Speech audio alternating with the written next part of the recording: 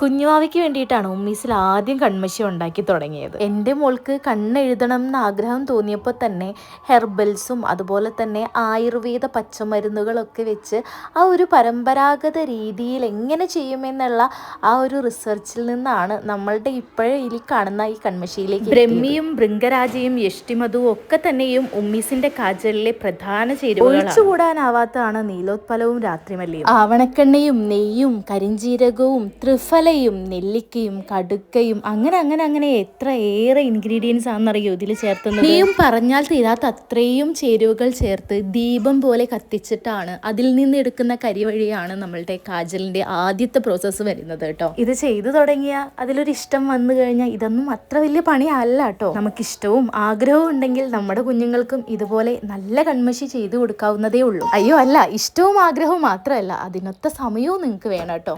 നമ്മൾ എന്നും എപ്പോഴും പറയുന്നത് പോലെ സമയവും സാഹചര്യവും ഉള്ളവരെല്ലാം തന്നെ ഇത് ഉണ്ടാക്കി കുഞ്ഞുങ്ങൾക്ക് കൊടുക്കുക. അല്ലാത്തവര് ഉമ്മീസിനെ ചൂസ് ചെയ്യുക. ഉണ്ടാക്കാൻ താല്പര്യമുള്ളവർ നമ്മുടെ യൂട്യൂബ് ചാനലിലേക്ക് പോയിക്കോളൂ. ഡീറ്റെയിൽ ആയിട്ടുള്ള വീഡിയോ അവിടെയുണ്ട്. അല്ല ഇത് വേണമെന്നുള്ളവർ DM ചെയ്യുക.